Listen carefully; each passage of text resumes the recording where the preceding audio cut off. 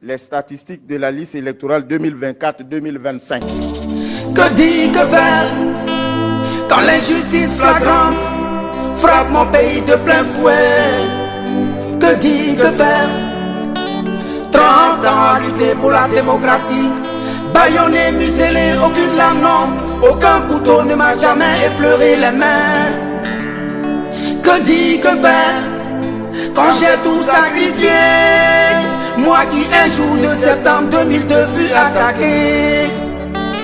Quand des démocrates sont assassinés, des populations sont massacrées et que je suis l'accusé. Que dire, que faire? Eh oui, que dire, que faire les amis? Bonjour, bon après-midi, bonsoir, dépendamment de votre position les amis. Ah, l'heure est grave, Côte d'Ivoire, élection présidentielle 2025. Ah, voilà à faire. La liste provisoire était sortie, le nom de Blé Goûté, le nom du président Gbagbo, le nom de Tidjane Thiam, le nom, comment on appelle, de Soro Guillaume, n'était pas dedans. Leur nom ne figurait pas sur la liste provisoire. Maintenant, la liste définitive, là encore, est sortie aujourd'hui les amis. Hein? On espérait que d'ici là, le nom des candidats là, voilà, allait figurer. Les amis, tous les candidats, c'est-à-dire que les grandes figures, les quatre grands opposants, vous comprenez, président Gbagbo, Thiam, Soro Guillaume, Blé Goûté. On espérait que le nom allait dessus. Les amis, la liste est sortie. Le nom ne figure pas sur la liste définitive, les amis. Donc, voilà que Tidjane Thiam a fait un post pour exprimer ses contentements. Les amis, vous lisez le post de Tidjane Thiam. Ah, en tout cas, prions pour notre pays. Prions pour notre pays. Parce que le président Alassane m'avait dit que non, lui, en 2019, il avait dit que non, lui n'allait pas exclure quelqu'un. Hein, il n'allait pas exclure quelqu'un. On comprend pas maintenant, non, en 2025, voilà que la liste est sortie. Voilà, les gens sont exclus. Qu'est-ce qui se passe? Qu'est-ce qui se passe? Qu'est-ce qui va se passer? On a besoin de paix dans notre pays. On ne veut pas de troubles dans le pays. Les amis, je vous lis. Voilà la réponse de Tidjane Thiam aujourd'hui. Voilà, je vous lis ça. À tout à l'heure, les amis, pour la suite. Bye bye. Mon élimination de la liste électorale par la commission électorale indépendante constitue un triste mais éloquent exemple de la dérive de la Côte d'Ivoire vers une absence totale de démocratie. Je répète, mon élimination de la liste électorale par la commission électorale indépendante constitue un triste mais éloquent exemple de la dérive de la Côte d'Ivoire vers une absence totale de démocratie. Signé Tidjane Thiam. La dissolution de la commission électorale actuelle, parce que Alassane Ouattara a pris cette commission électorale en otage. Alassane Ouattara, au pouvoir depuis 14 ans, n'a pas encore annoncé s'il comptait briguer un 4e mandat.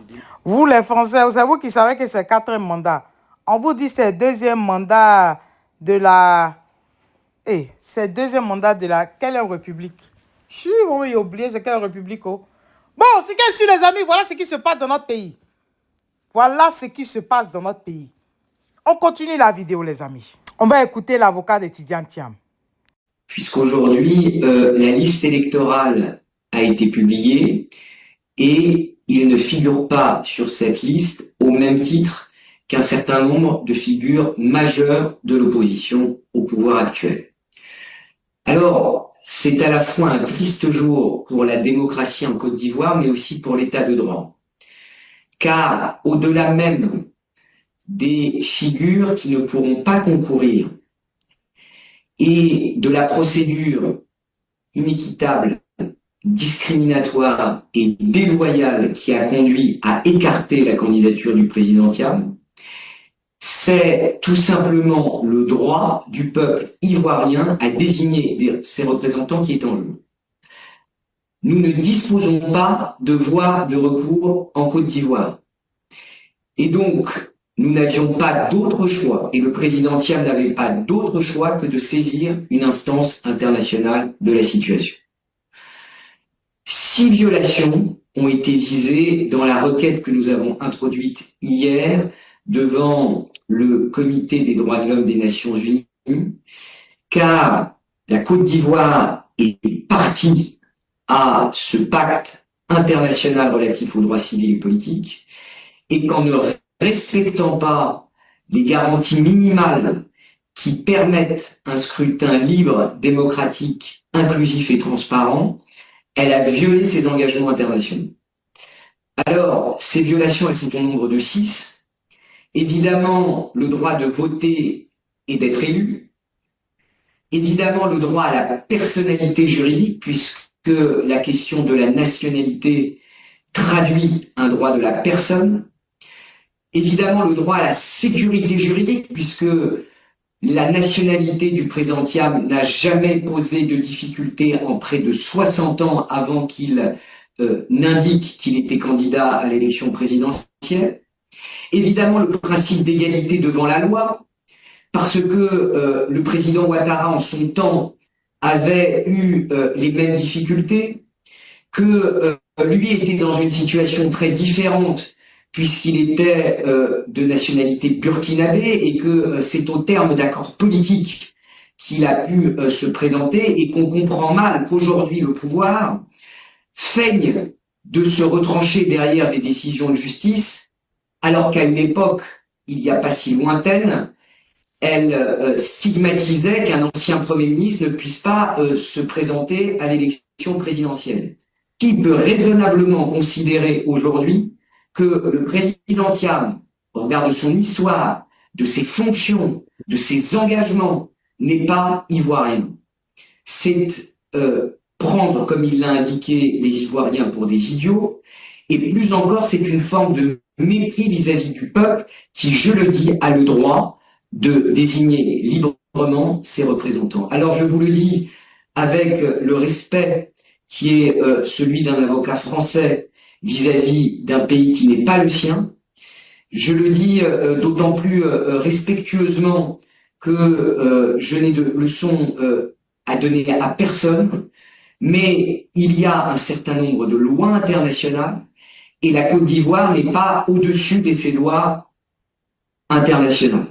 Que le pouvoir actuel ne peut pas, au mépris d'un certain nombre de garanties élémentaires qui sont celles de la Société des Nations, faire en sorte de confisquer l'élection au peuple ivoirien.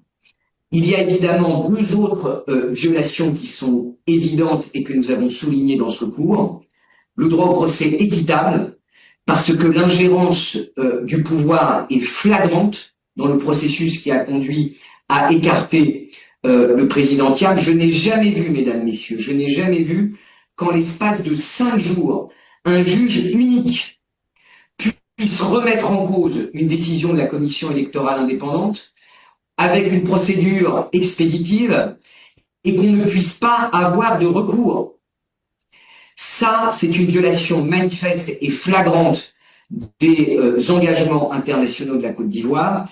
Et c'est également un moyen que nous soulevons devant le Comité des droits de l'homme.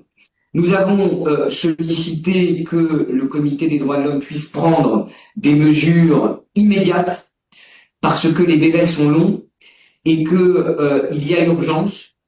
Il y a urgence à ce que les Ivoiriens puissent bénéficier d'un scrutin libre. Lorsque j'entends certains responsables qui indiquent que la liste électorale sera révisée après l'élection, je ne comprends pas bien le sens de leur déclaration. À quoi sert, alors que c'est un rendez-vous essentiel pour l'avenir du pays, de réviser la liste électorale, alors que l'élection sera déjà jouée? Lorsque j'entends par ailleurs qu'il serait techniquement impossible de réviser la liste électorale, alors qu'en 2020, la situation était analogue et qu'un accord a permis de réviser la liste. Tout ceci n'est rien d'autre qu'une volonté politique. Et je crois qu'il est temps que les responsables politiques, comme le demande le président Thiam depuis des mois, puissent être à la hauteur des enjeux et qu'il puisse y avoir des conditions sereines qui donne lieu à un scrutin libre, démocratique et indépendant. Voilà, mesdames, messieurs, ce que j'avais à vous dire. Je suis à votre évidemment disposition pour répondre à l'ensemble de vos questions. Ah, les amis, mon cher, on va s'arrêter là, non? C'est qu'est-ce que laissez en commentaire ce que vous en pensez. La suite pour demain, non? C'est qu'il y a su union de prière pour notre pays, la Côte d'Ivoire. Et on espère que, franchement, les choses vont entrer dans l'ordre. Parce que là où ça a commencé, là, c'est pas bon. C'est pas bon. On ne veut pas effrayer. Mais franchement, je sais pas. C'est pas bon du tout. C'est pas bon. Donc, union de prière pour notre pays, la Côte d'Ivoire. Il nous reste quelques mois avant octobre. On espère que vraiment tous ces noms qui ont été enlevés là vont réapparaître sur la liste. Vont réapparaître parce que franchement, c'est pas bon. C'est vraiment pas. On parle de démocratie, quand même, il faut un peu de démocratie dans notre pays. On a besoin de démocratie, donc pardonnez. Ayez pitié, remettez les noms là-bas, affaire va finir. Et puis on va aller aux élections calmement, vous comprenez, non? C'est ça. On va aller aux élections et puis les Ivoiriens vont choisir. Ils vont choisir leur président, vous comprenez? Bon, c'est qu'un sur moi, je vous laisse. Notre chez nouveau par ici. En tout cas, bonne arrivée. Merci d'être là. Merci beaucoup aux anciens. Que Dieu continue de vous bénir. Les amis, on se dit à tout à l'heure. Bye bye, les amis. Bye. Union de prière pour notre pays.